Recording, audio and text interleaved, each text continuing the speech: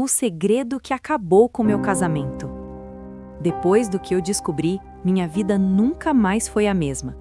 Tinha uma caixa de sapatos escondida no fundo do armário do meu marido, embaixo de cobertores velhos, onde ninguém deveria encontrar. Eu não deveria ter aberto, mas abri. Queria eu que fosse um caso qualquer, que ele tivesse me traído, mas foi 1000 vezes pior. Meu nome é Daniela, tenho 35 anos. Conheci o Ricardo quando eu tinha 23 anos. Ele era tudo o que eu sempre sonhei. Advogado bem-sucedido, bonito, educado, vinha de uma família tradicional. Nos casamos 2 anos depois, em uma cerimônia linda que minha sogra, Dona Helena, fez questão de organizar nos mínimos detalhes. Desde o início, Dona Helena sempre foi muito presente. Presente demais, eu diria agora. Ela tinha a chave da nossa casa, decidia a decoração, opinava sobre tudo. Mas eu aceitava porque achava que era amor de mãe, que ela só queria o melhor para o filho. Tivemos 3 filhos, Lucas, de 10 anos, Marina, de 7 e a pequena Sofia, de 4. Minha vida girava em torno deles e do Ricardo. Eu tinha deixado minha carreira de arquiteta para ser mãe em tempo integral. Ricardo insistiu tanto que acabei concordando. A vida era uma rotina perfeita. Acordava, levava as crianças para a escola, arrumava a casa, buscava as crianças, ajudava com as tarefas. 3 vezes por semana, Dona Helena vinha jantar conosco. Aos domingos, almoçávamos na casa dela, sempre. Mas 3 meses atrás, tudo mudou. Estava organizando o armário do Ricardo quando encontrei uma caixa de sapatos no fundo, embaixo de cobertores velhos. Pensei que fossem documentos antigos. Abri, por curiosidade. Dentro havia cartas. Muitas cartas.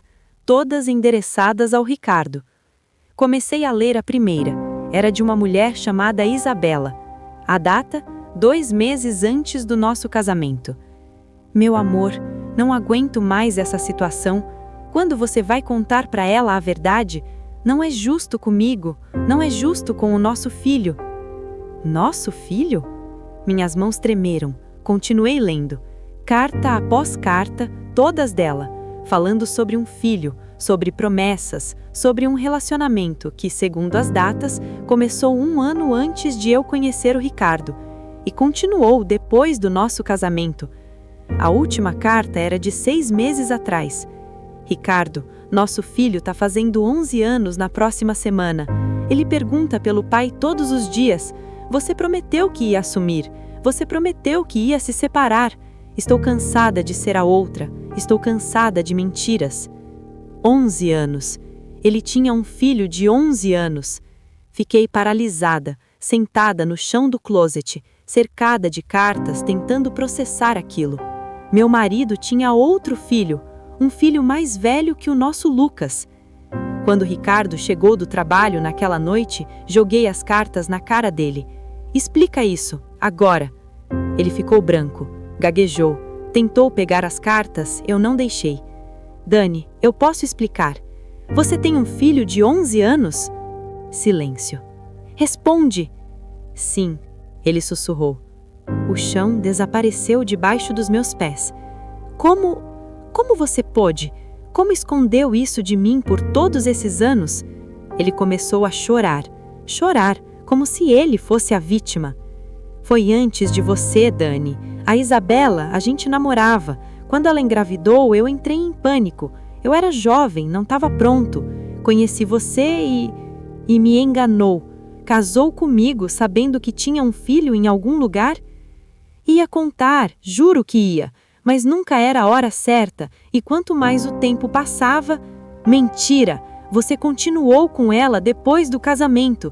Essas cartas provam. Ele abaixou a cabeça. Foram só alguns encontros. Eu me sentia culpado. Tentei ajudar financeiramente. Alguns encontros? Você traiu nossa família por anos. Nesse momento, meu telefone tocou. Era Dona Helena. Atendi ainda tremendo de raiva. Daniela, querida, precisamos conversar. Pode vir aqui em casa amanhã cedo, sozinha? Sobre o quê? Sobre as cartas que você encontrou. Meu sangue gelou. Como você sabe das cartas? Amanhã, querida, às 9, sozinha. Ela desligou. Olhei para o Ricardo, que estava pálido. Sua mãe sabe? Sua mãe sempre soube? Ele não respondeu. Não precisava. A resposta estava estampada no rosto dele. Na manhã seguinte, fui até a casa de Dona Helena. Ela me recebeu com um sorriso frio, me ofereceu café como se fosse uma visita normal. Senta, Daniela. Sentei, tensa. Você encontrou as cartas? Encontrei, e quero respostas. A senhora sabia? Sempre soube. A confissão veio tão naturalmente que me assustou. Foi a senhora que mandou ele esconder de mim? Não exatamente. Ela tomou um gole de café. Quando o Ricardo me contou sobre a gravidez da Isabela, eu dei a ele 2 opções: assumir o filho e viver uma vida modesta com uma mulher sem educação, sem futuro, ou esquecer isso e construir a vida que eu planejei para ele. A senhora mandou ele abandonar o próprio filho? Mandei ele fazer a escolha certa, e ele escolheu. Depois, quando ele conheceu você, de boa família, educada, bonita, eu soube que tinha feito a escolha certa. Eu não acreditava no que estava ouvindo. Mas ele continuou vendo ela, continuou ajudando financeiramente. Sim, e eu permiti, desde que fosse discreto, desde que não atrapalhasse o casamento de vocês.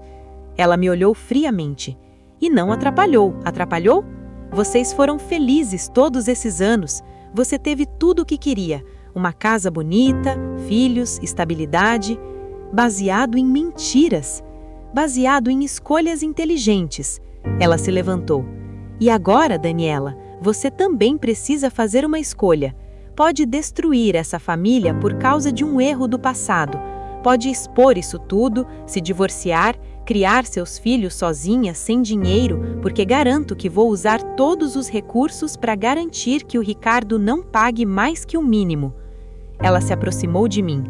Ou pode engolir isso como uma mulher madura e continuar vivendo a vida confortável que tem. O Ricardo vai cortar contato com a Isabela e o menino, eu garanto. E você continua sendo a esposa perfeita da família perfeita. Você está me chantageando?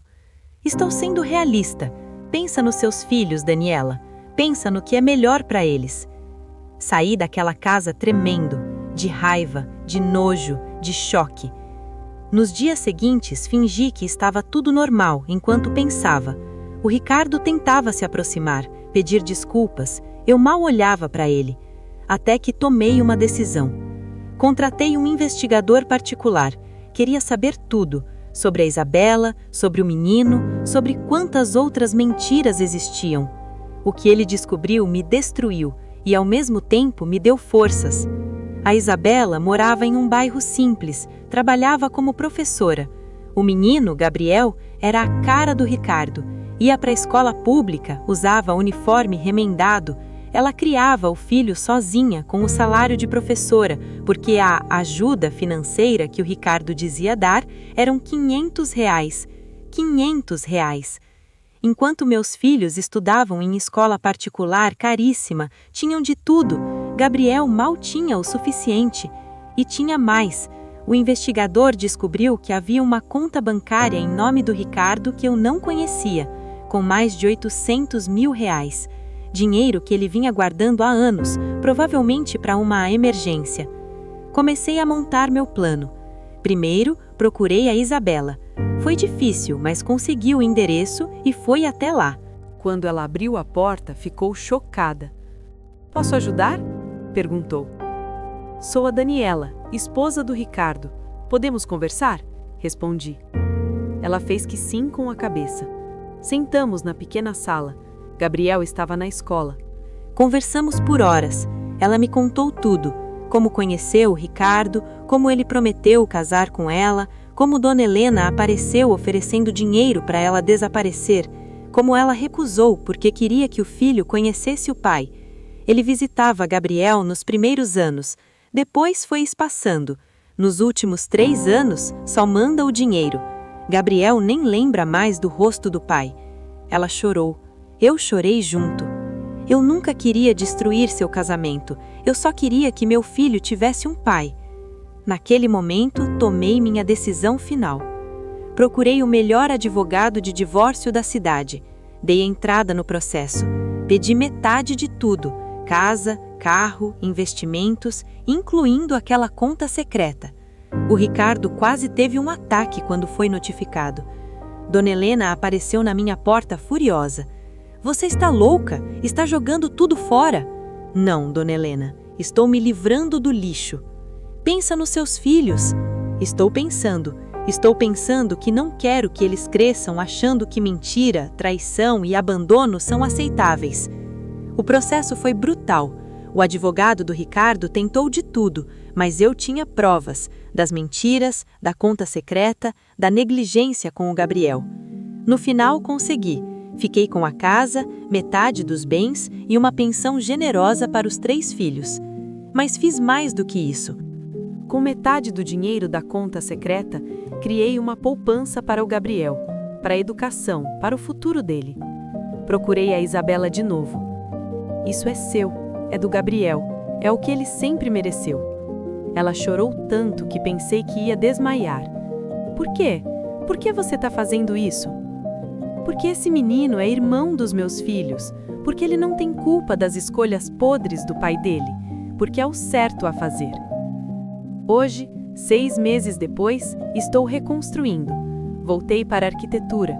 Meus filhos estão se adaptando. Conheceram o Gabriel. Foi estranho no começo, mas agora são amigos. O Ricardo está morando em um apartamento pequeno, pagando as pensões e finalmente sendo obrigado a ser pai dos 4 filhos. Dona Helena, cortei completamente. Ela tentou se aproximar dos netos, mas deixei claro, ela escolheu proteger as mentiras em vez da verdade. Agora vive com as consequências.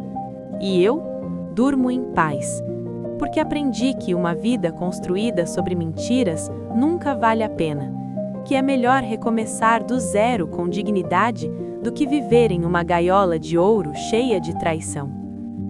O menino que foi escondido agora tem um futuro. A mulher que foi enganada agora tem liberdade. E os filhos aprenderam que a verdade sempre deve vir primeiro. Algumas famílias não merecem ser salvas.